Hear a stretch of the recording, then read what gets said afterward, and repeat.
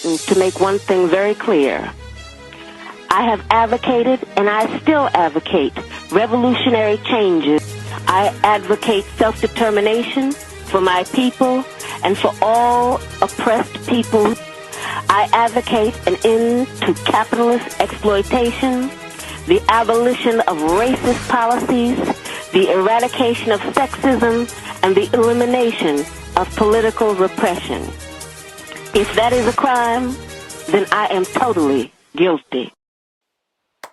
Hey everyone, welcome to another episode of Social Work Saturdays. I know y'all been missing your girl, but I'm back. First things first, I was going to make this video a coping with COVID-19 part 2, but I decided that it's more so a coping with quarantine than coping with COVID, because although the whole grand scheme of things, like, we are all coping with the issue of coronavirus, but right now specifically I want to talk about coping with the quarantine, right? Because I feel as though the quarantine is affecting people more than they expected it to. Me per se, it really has. So I just wanted to address that, and also talk about those who have been kind of shaming others who are adjusting to this quarantine a little differently, right? So I felt it was important to, one, talk about it because it relates to me, and two, because it can be helpful and give someone else insight on what damage can be done when we shame others who do not know how to cope. You can do a lot of damage to somebody's mental health, physical health, emotional health, spiritual health, just a lot of damage just by saying, like, well, you don't know how to do this and shame on you for not knowing how to do it. Come on, like, if you know how to do it, then you should probably tell them how to cope, or help them find their way if you care about them, even, like. So that'll be what I'll be discussing today. So yeah, let's talk about it. Where have I been? Basically, I was going through a mini little depression, honestly, the past month. I'm feeling a lot better now, you know. I did my hair today. I did my eyebrows, alright? But I was feeling a little down and depressed. Not just a little down. I was feeling a little depressed. I really was. Because my schedule really did a full 180. I like my solitude. Like, I like moments where I can just be alone and reflect, journal, watch a good movie or two, like binge watch a show or two, whatever. I enjoy those moments, but I didn't consider the fact that, for one, I had a really busy schedule. Like, before this quarantine, I had a really busy schedule. I was at internship 3 days a week. I had class, full day class. I had work, and then it all came to a halt, right?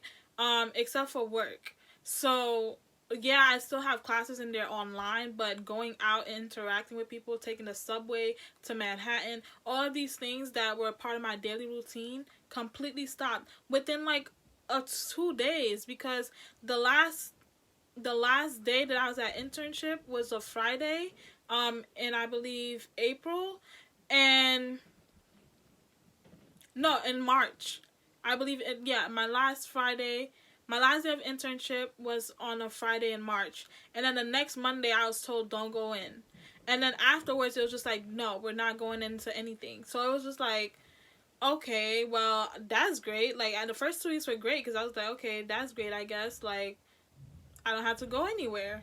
And I did want to, like, you know, I wanted that break anyway, because spring break was supposed to be coming up. But I was like, I guess we get an early spring break for a little while. Still had to do work, but it wasn't that bad. Like, then I started feeling like, okay, well, I'm home all the time now, and I miss my clients. I miss, like, interacting with them. Talking on the phone is a completely different vibe for me than, like, talking to someone face to face. Like, that interpersonal connection, I don't get it over the phone the way that I do when I'm in person or in a physical form with somebody.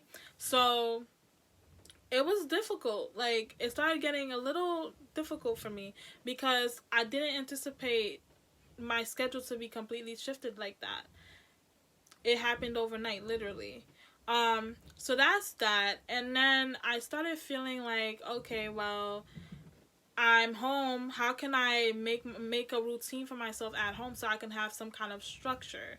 Because I'm a person that likes to have structure. If I have nothing to do all day for weeks and months, I that's what happened. I will literally fall into a little depressed state. I do, because I need to have some kind of regimen. So I tried to make a schedule.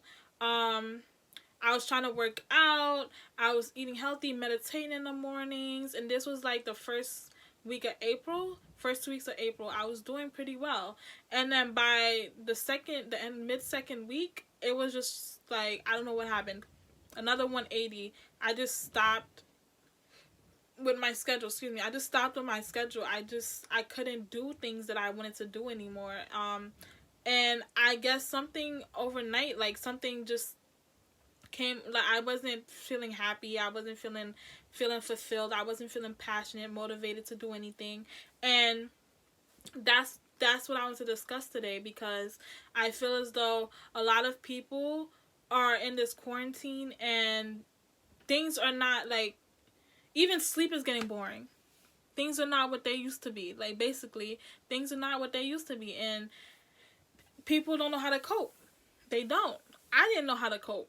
I'm still learning how to cope with this. And I feel as though once I finally get into a routine and get a balance of things, I had to go through another transition, because then we're going to have to start going back outside. And then I had to get accustomed to having a busy schedule again. So it's a lot to be dealing with in this time. And I just wanted to have like a safe space where we can discuss all of that, right? And how I got out of that is basically looking into supports. I have a therapist, so my therapist was definitely someone that really came in handy with helping me through that time. My friends, I had friends that validated my feelings. Like I said in the coping with COVID-19 video, you gotta have people that will validate your feelings, not people that will tell you, well, suck it up, be a man, be a woman, and you'll be fine. Like, no, you have to have people that will really validate you in those times. To be like supportive, like, okay, you know what, Kim, you're going through this right now. I completely understand why you're going through this. Okay, how can I help? Do you just need me to listen? Do you need my advice? What kind of advice do you need? Let me think about it. Like, somebody that really cares about you.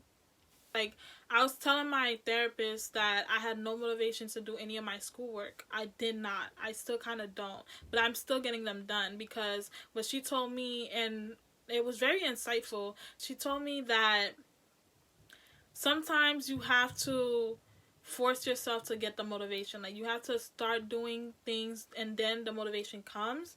Whereas all of us expect the motivation to be there already, and then we just go out and get things done. Sometimes you have to push through, and as you get into a routine of pushing through, the motivation will come. And it's honestly been working for me. So that's just a tip from my therapist. That will probably be helpful for somebody out there. And now to the second topic. So, second thing I want to talk about was basically shaming people who are going through difficult times in this quarantine. I've seen some posts or some memes or whatever, or what have you, about people who feel obligated to shame others that are having a difficult time. Honestly, it's great that some of us are being productive in this time, and that's awesome. That's awesome. And I'd rather be productive. I personally rather be productive, right? But it's also difficult to see that people are shaming others who are having a hard time being productive, or having a difficult time getting in tune with themselves, and are bored or are depressed or anxious during this time. Like, we were taught to have distractions. We have been in the matrix. We have been going through life with plenty of distractions, things to keep us from knowing ourselves, things to keep us from knowing, like, our families, to fixing those generational curses. And yes, right now is the greatest time to do all of that, right? To get to know ourselves, to get to know our children, get to know our family members, get to know God, like, whoever you relate to as God. Get to know yourself and your inner being, your soul, right? To reflect. things to break those generational curses, right? But I wouldn't shame someone just because they haven't gotten there yet. It's like, you can't blame someone for that.